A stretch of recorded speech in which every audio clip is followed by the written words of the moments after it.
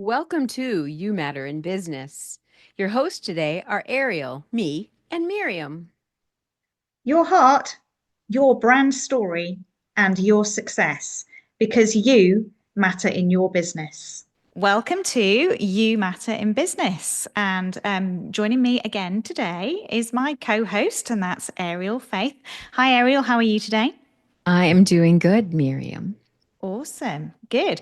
Ariel, what is it? This afternoon? Well, whenever you're listening to it, we're going to be talking about emotional intelligence. So let me just give you a kind of overview of what emotional intelligence is. There's been over the years a vast amount written about emotional intelligence, and it's a really fascinating subject. So we're not going to cover it all this afternoon, because you could do an entire degree on emotional intelligence, but I find it absolutely fascinating. So we can just scrape the surface today and see whether we can give our listeners a kind of idea of how emotional intelligence can be really important to them. So emotional intelligence it's broken up into four different elements of us. So emotional intelligence is not IQ. So IQ is the kind of intelligence that you're born with, the kind of you can test for it and see how clever you are, and that kind of things, and it's fairly well set. Emotional intelligence you can actually develop over time, and it's broken down into four sections, which is self-awareness, self-management, social awareness, and relationship management. So those are the kind of four elements that we're going to be chatting about today. So Ariel, I know you're incredibly emotionally intelligent. And so give us an idea of how emotional intelligence can affect us as businesswomen, and how we can embrace that emotional intelligence to enhance our business. I, Especially if you're in any kind of leadership, emotional intelligence is almost critical. Yeah. Because you have to be able to see in yourself, see outside, work with staff, work with the team, see the good and the bad and the weakness. You have to see all that stuff when you're working with people. So being intelligent in that respect means you see it, you're aware of it. You're aware of why somebody is one way, or you're willing to bring in the tests to help your whole team understand each other, because there's a lot of personality differences and all of that stuff is fascinating, but it all has a good basis for business. Yeah. And every team member that has a strength makes the team stronger. Yeah. Even if the strength is different. So that's what you learn to look for in other people when you have a high level of intelligence. Or if you are a speaker and you're talking to the audience, you realize you have all different levels of humans sitting in that audience. So if you talk at a level, if you're a doctor and you're talking about all this Latin stuff and it's a general population that's in the audience, you lost them. Yeah. Right. So an emotionally intelligent person will take that high level information and present it with illustrations of things that not that they're not highly intelligent, but they just don't have the knowledge. You'll present it in a way that they can get the concept and be intrigued and want to learn more. Yeah. Right. So it's kind of so know your room, know your audience, be able to so know your audience and read the room, and that's really important when that's the kind of hub of emotional intelligence, is to be able to recognize that everybody every single day of their life has things that affect the way that they're going to behave. So it might be that you wake up in the morning, you have an argument with your other half, you can't get the kids in the car to get them to go to school or to eat their breakfast. And so you're in a heightened sense of stress, and that is going to affect the way that or maybe the opposite.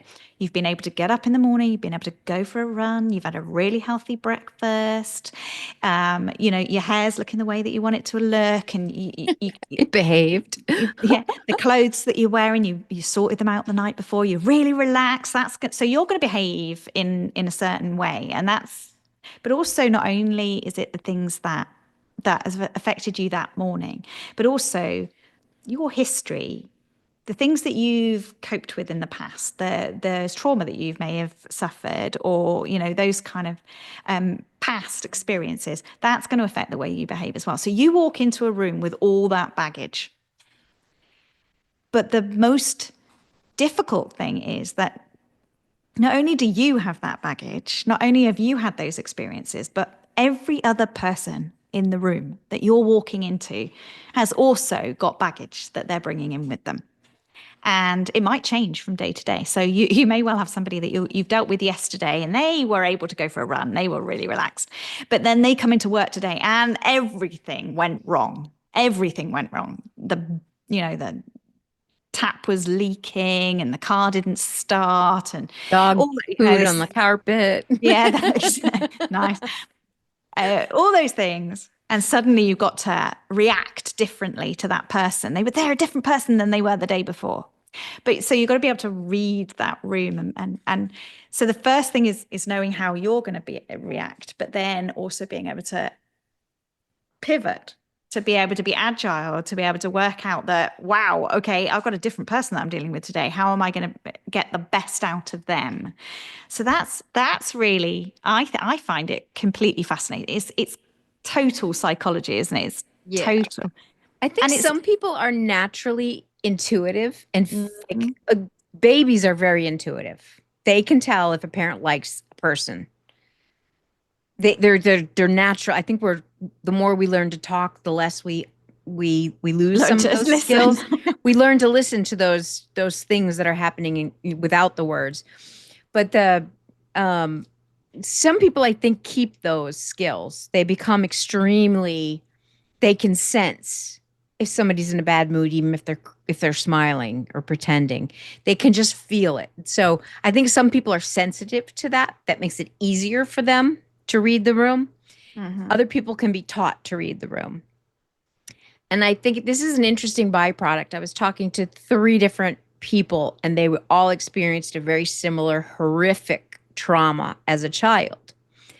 But part of that trauma made them very hypervigilant. It's a side effect of severe emotional trauma. Okay. So they're hypervigilant, which means they are paying attention to everything that's happening in that room. It tends to stress them out. Because it uses energy, like we talked about last week.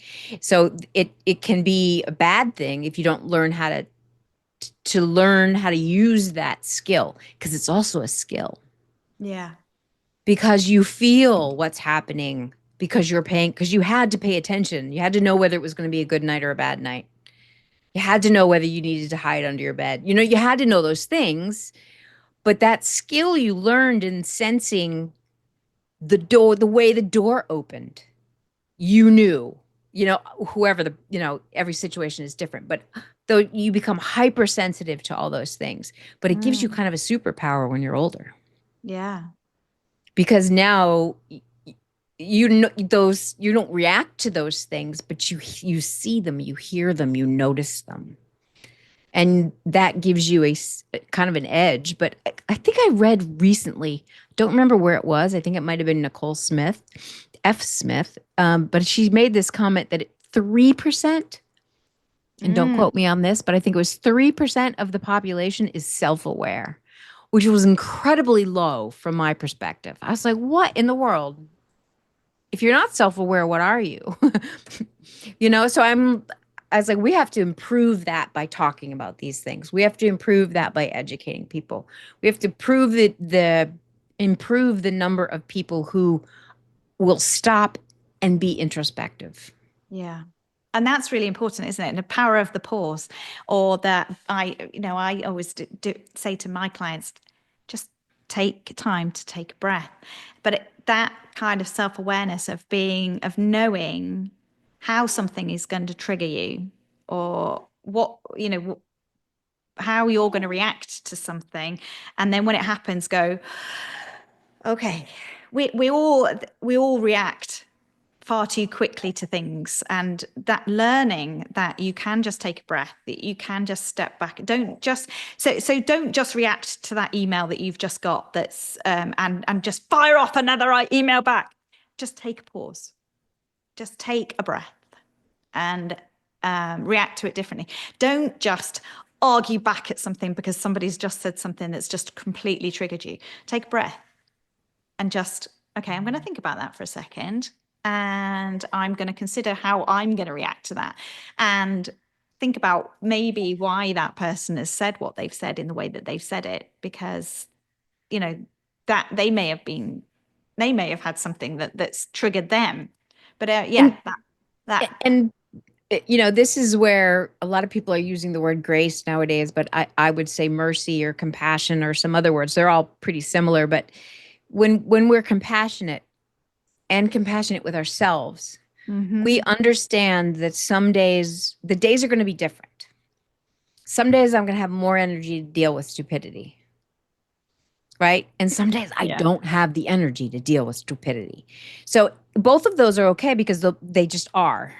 Yeah. So if I don't have the energy, I'm not going to react to that email at all today. Yeah. I'm going to wait until I have the energy, because then I'll make a better decision. So and that's okay. It's okay. It's okay to respond. Exactly. It is just okay. Get over it. No. Okay. Anything else we got? So how do we help others to or guide others to manage their own emotional triggers? So a lot of it is about that pausing, isn't it? And it's that self-awareness. But also, so what about how we can use our own emotional intelligence to manage social situations? Can you think of a situation where you've done that, where you've read a room? Yes. And I think sometimes the best way is to lead by example. Okay, good. Sometimes the lessons are silent. So there might be somebody who's reacting poorly to a situation, and then you, by example, show them a alternative reaction. You have to do that multiple times. But often when they now see a different path, they now have an ability to adjust. Sometimes you need to just sit down and have a conversation with someone, in reality, and find out what's going on and see if you can help. But sometimes, especially as a coach, you have the ability to enter those conversations. But in the workforce, I'm thinking sometimes the greatest thing you can do is lead by good example. So if you are leading on any level of business, your example is pivotal to developing a teamwork that works really effectively. Yeah. And as leaders, we don't have we're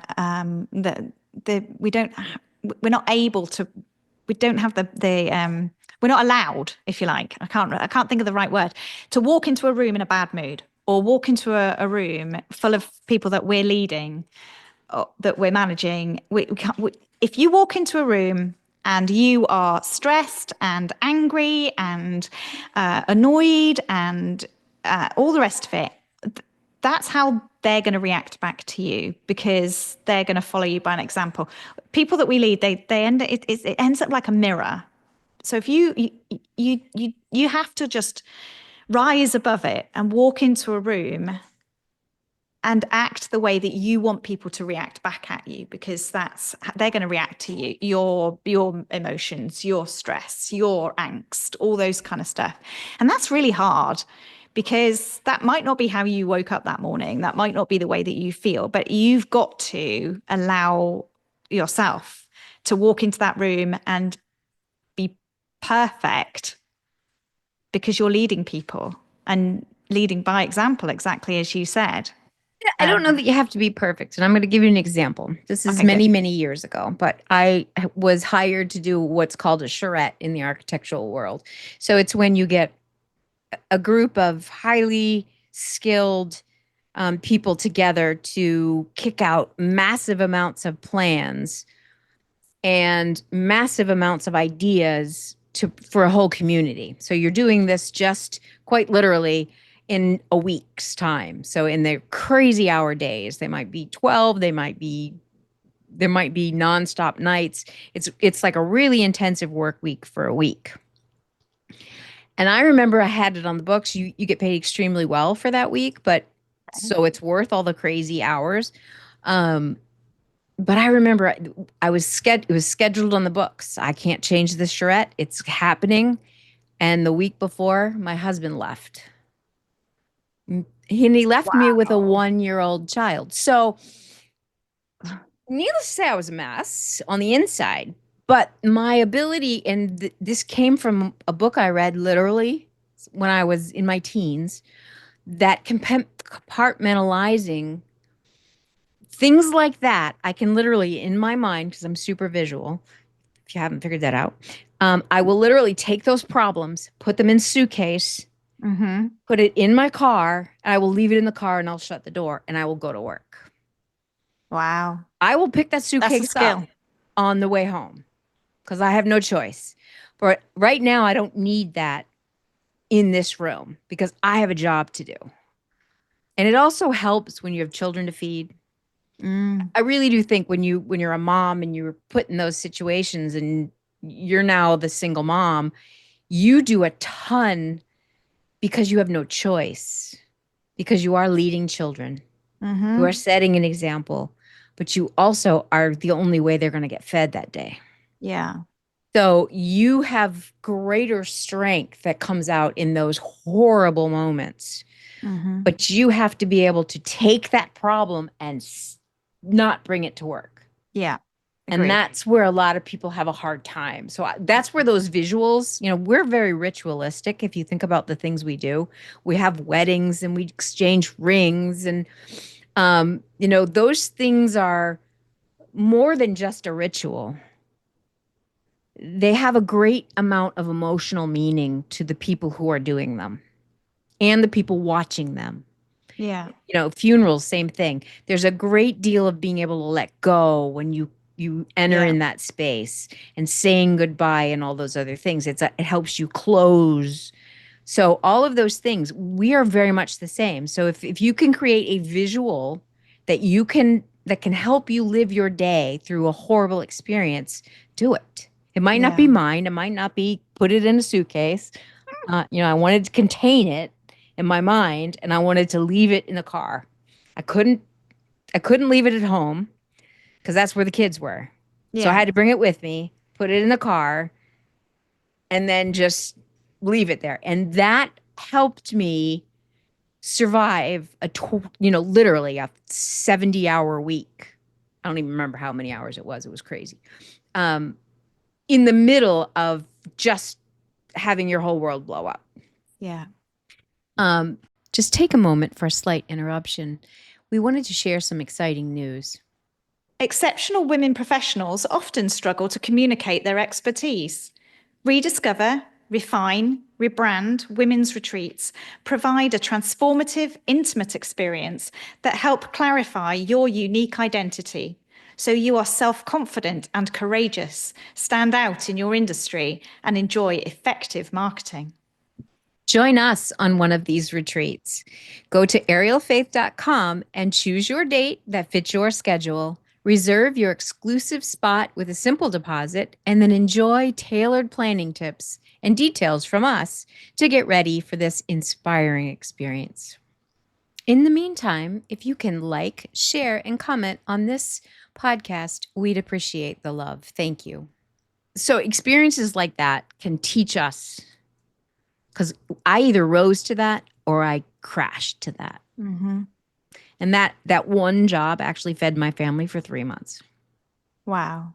and took care of all the bills. I mean, so it Yeah. was like it gave me the ability literally to then feel what I had to feel on the other side of it.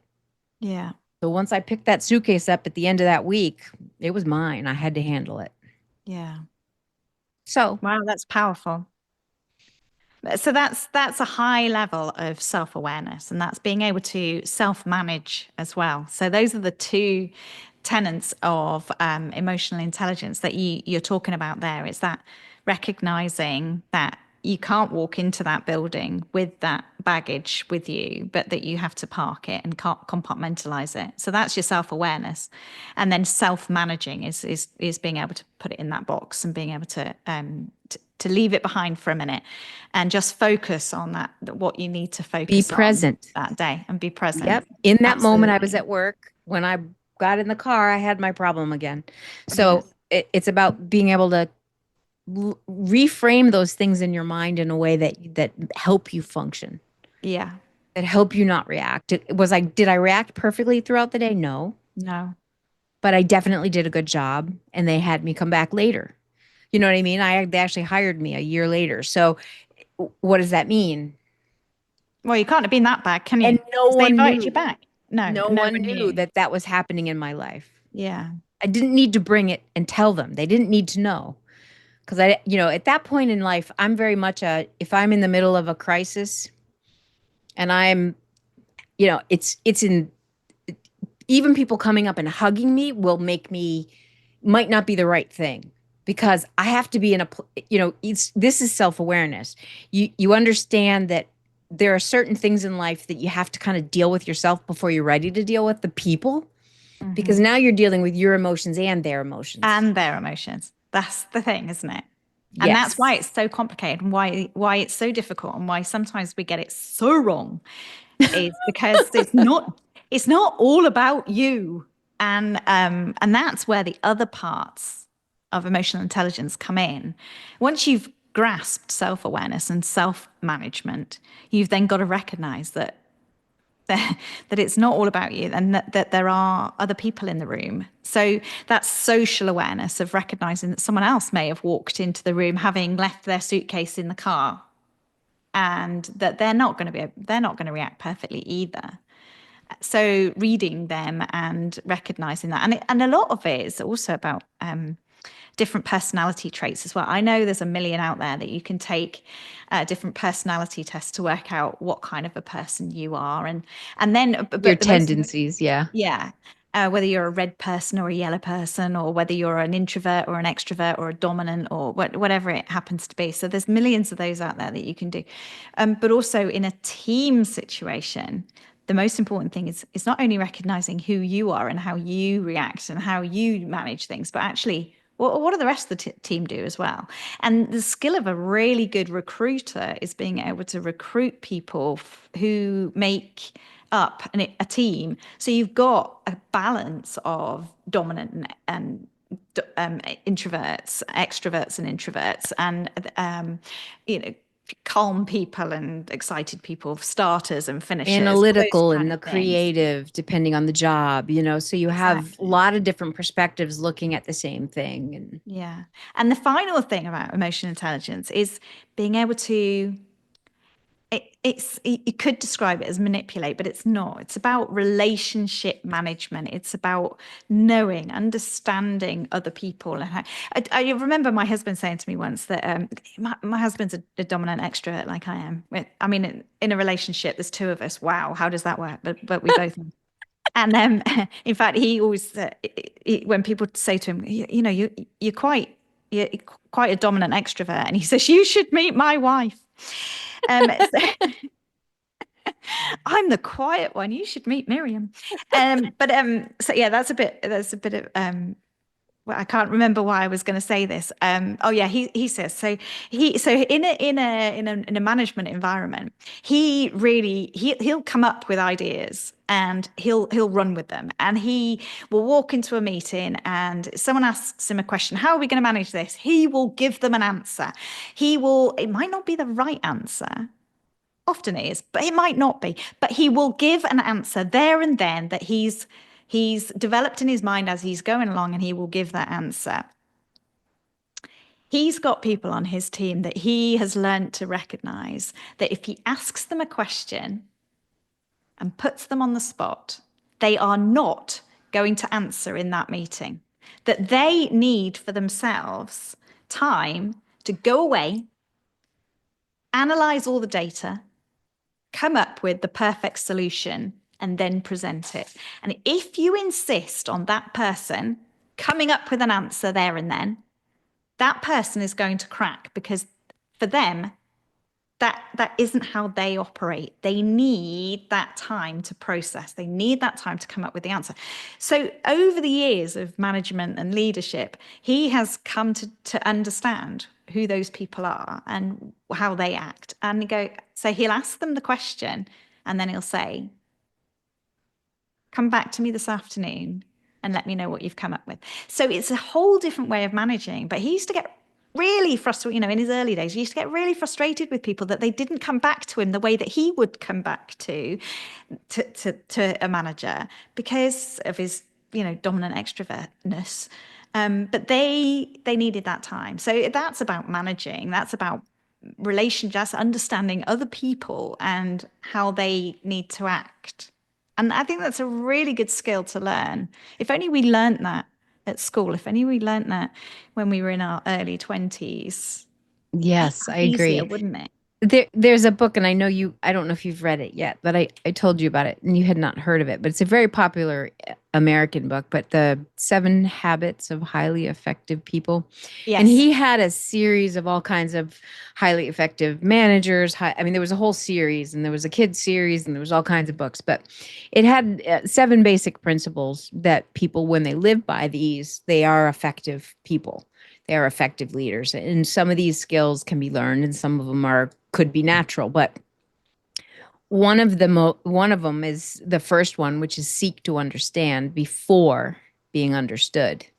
So when you approach a problem or a team or a group of people with that mindset, where I'm going to understand first, then respond.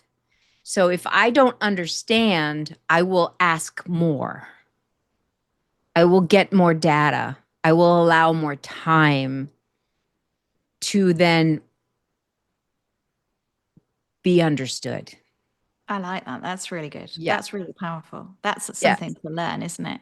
It's to not go into a situation thinking that you know everything, even if you are the expert going in, because you can always learn something, but actually approach it differently.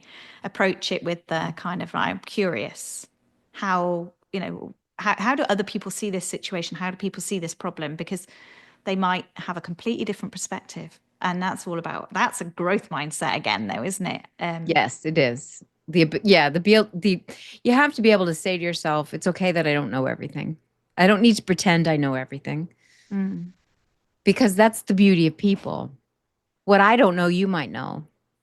So if I am okay with not knowing and I ask you and you share, we have now both grown. And that's the beauty of a team, is that as a team, when you start to pull out the good things and recognizing even what motivates one person versus another, and that sometimes the motivation is they need to be told you did a great job every 5 minutes. And that can be exhausting. And that might be an internal problem that person has, they have to solve, because they have to have that external validation, right? Versus the internal. And then there might be somebody who is very motivated by bonuses or that competition you put in your team and who's going to win. And some people are not motivated by that, and some people are. So you have to know your team, know the people that you work with, and really take the time to think about how you can use that knowledge to build. How can we become better because of it? Not necessarily, and who you can help coach along the way. Some people are coachable. Yeah, some people are not. Some people are not. Talk to me about solopreneurs, because we've now talked a couple of times about teams. So what about solopreneurs? How can we use emotional intelligence to increase sales? Increase sales. That's a good question. Actually, I was just talking to somebody about this today. Using the story brand marketing framework It's all about emotional intelligence. It really is. It's Mhm. about understanding who your client is, what they want, what they need, what their problems are, what their internal, external, all of the factors that might be involved for them to want to make a decision. So it's understanding the psychology behind who's buying and why. And why did they buy versus why did they not buy? How many seconds do I have on a web page to get their attention? 3. 3. And if I don't tell them who, a certain amount of data, who, what, and how, they're on to the next website. So if you know that, you can then use your marketing with more strategy, with more precision. You will hit your target much more stronger when you use some of those emotional intelligent things in your marketing, which marketing is the curiosity, the introduce, the get to know me part. Sales is the close. Once you build that value in whatever service you help solve, whatever problem you solve, once you build that through education, through whatever your marketing strategy is, through nurturing, through some of those things, then they're going to come when they're ready to buy. They're not Mhm. going to buy until they're ready to buy. That's the bottom line. And if it's a high ticket investment or something that costs, more than $1,000, then they're going to need more nurturing. Yeah. If you know that, you're going to put the energy into the marketing to nurture. Yeah. And that's about it's about the funnel, isn't it? It's about the Yes. sales funnel. It's about recognizing that most people are not going to buy on their first interaction with you, but it's going to take a bit of warming up. That you need to build the relationship. So that's part of emotional intelligence, is about relationship management. So you're kind of building the anticipation through your communication with Curiosity. them. Mm-hmm. Yeah. So, introducing and then slowly giving them a little bit more information about who you are and what problem you solve and how you solve it. And then they'll eventually, if they're in the market to buy, and let's be honest, 90%, 97, I think it's 97% of people that you meet along the way are going to fall out of your funnel. They're going to be filtered out. They're not part of your journey. But those 3% have got to get to the bottom before they'll buy. So it's all about understanding who they are in the first place, understanding what their problem is and all those kind of things, and talking them through that process. So at the end, sales are in an inevitability. So And some will have, all of us walk on a different journey, but some people might have been struggling with something for 20 years or 10 years or 5 years.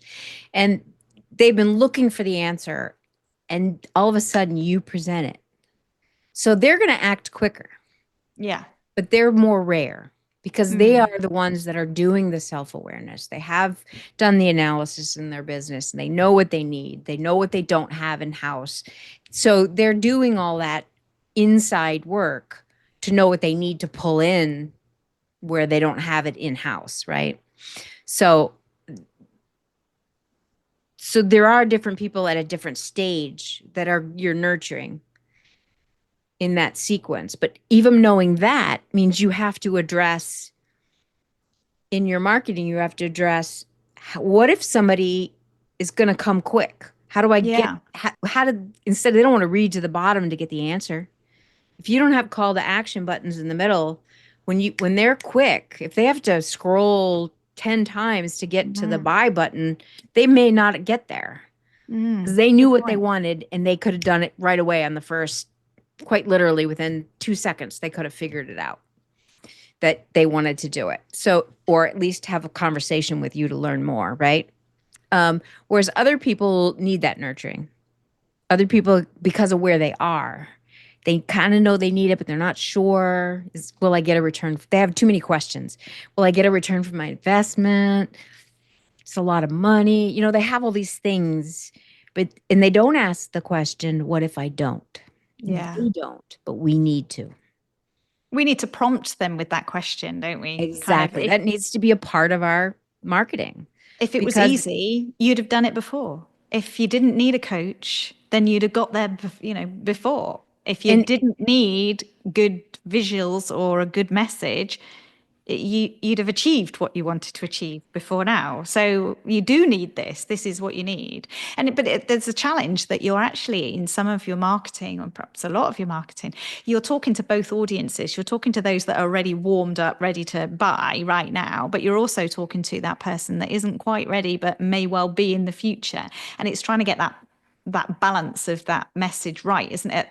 Through all of your marketing, meeting everyone exactly where they are. I don't think you're ever going to get it totally right. I mean, I think having different marketing campaigns is a way to do that. Yeah.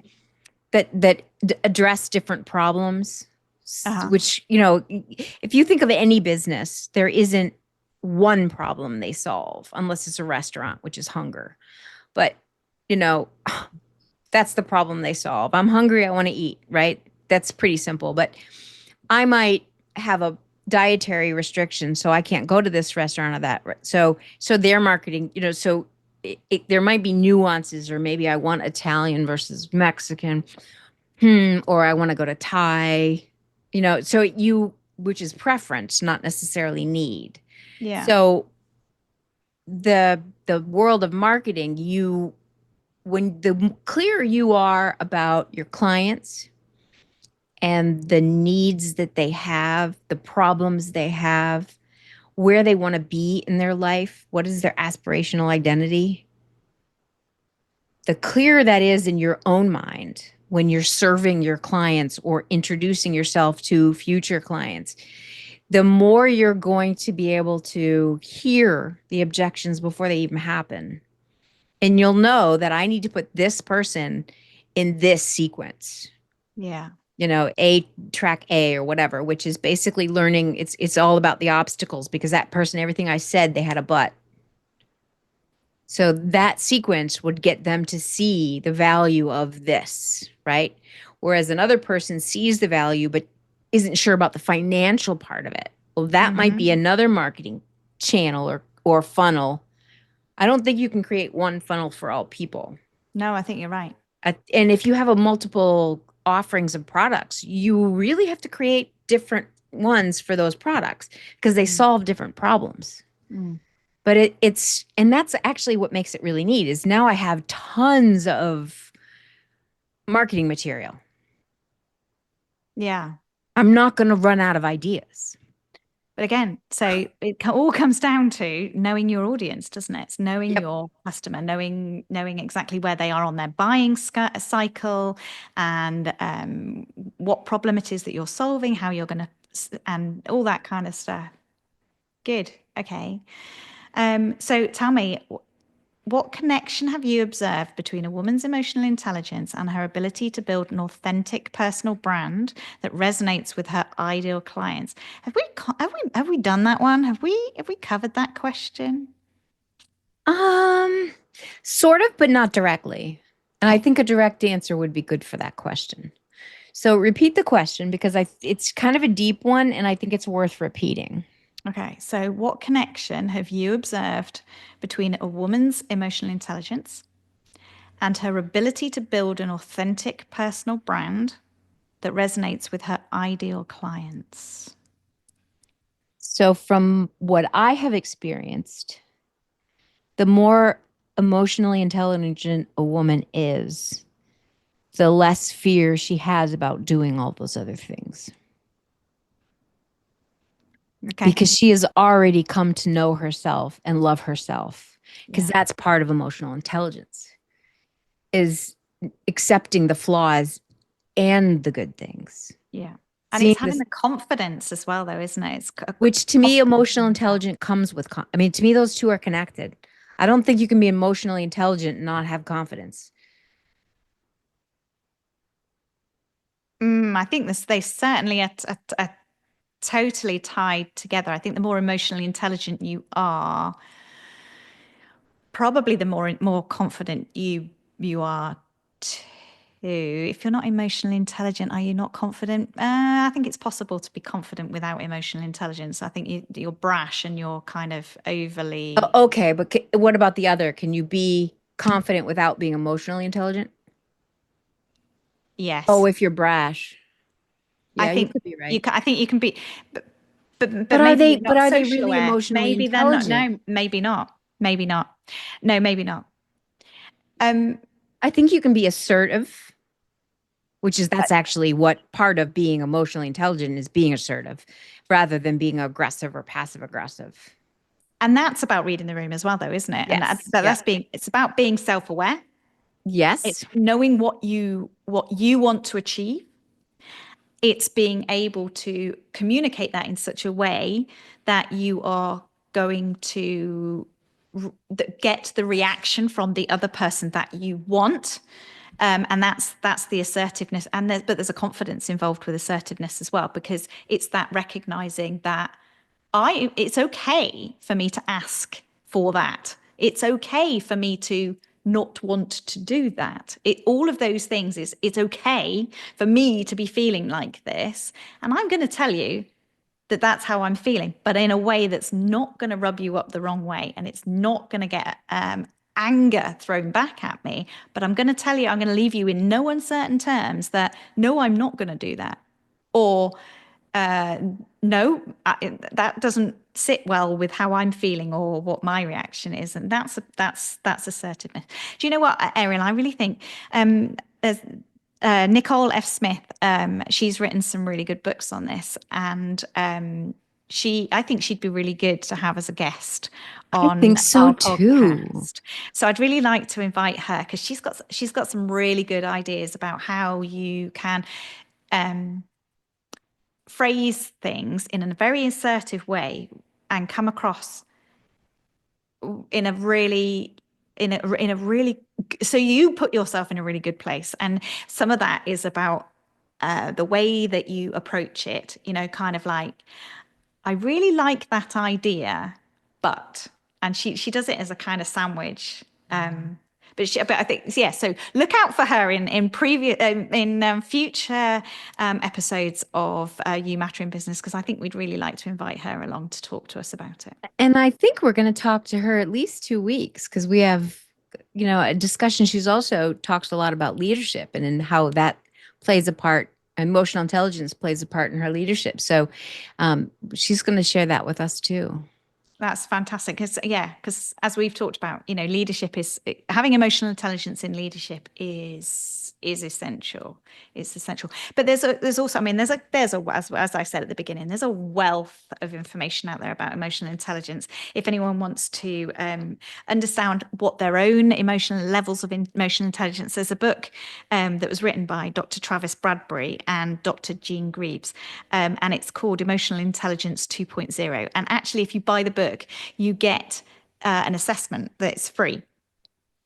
Obviously, you've got to pay for the book in the first place, but it's not very expensive. But you can go online, and it then gives you an assessment of your own levels of emotional intelligence.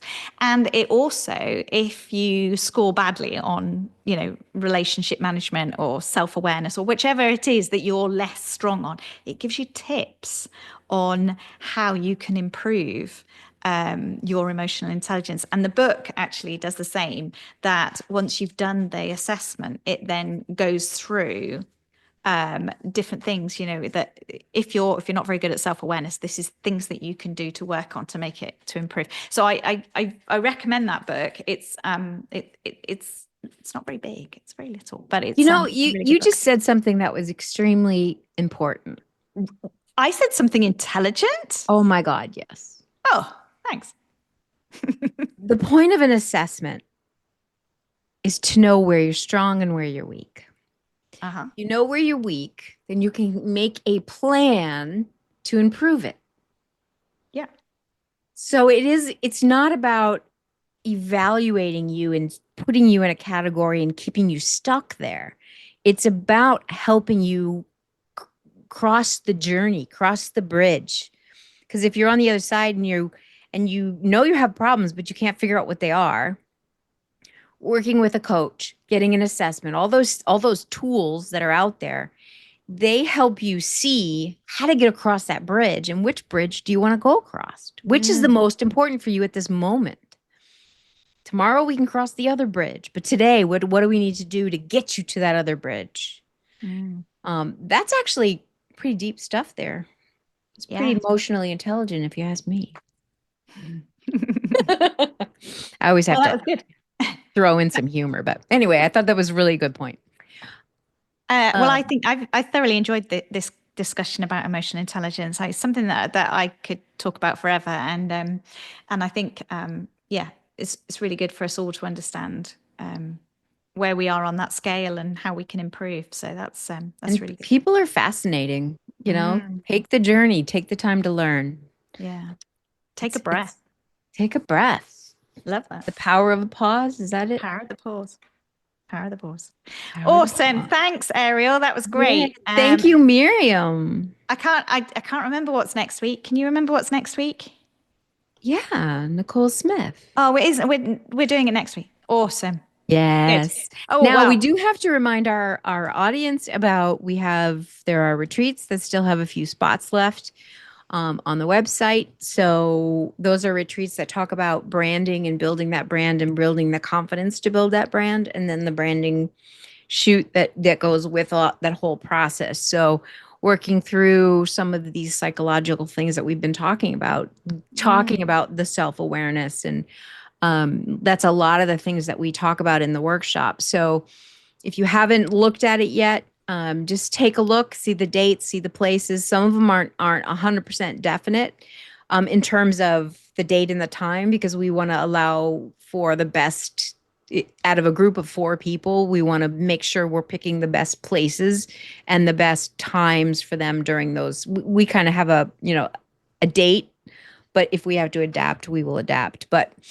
because remember, this is about you, not about us. So that's the whole point of the workshop, and that's the whole point of the retreat, is that we're going to help you get to this next level in literally a few days. Really make some major changes in how you perceive yourself, how you perceive your clients, and how you have understanding to then bring to your marketing, bring to your conversations, bring to those sales calls that we all may not like.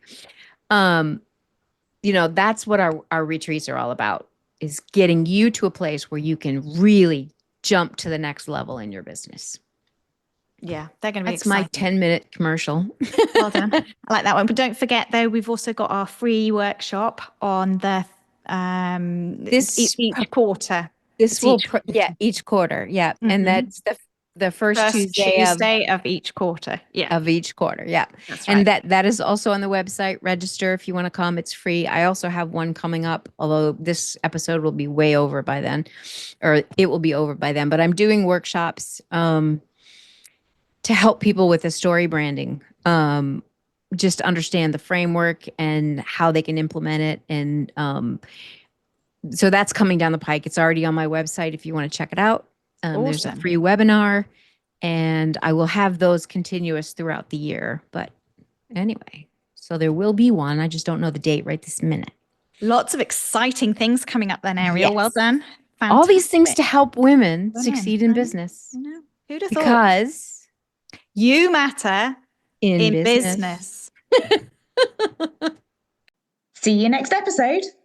After all, it is your brand, your story, and your success, because Ariel and I know you matter in your business. Thank you for listening to the You Matter in Business podcast. Please follow, share, like, and comment. We would love to hear from you. This podcast is sponsored by Ariel Faith Photography and Enrich Life Coaching. The show notes provide more information on how to contact Ariel and Miriam and any guest speakers who share in our journey together.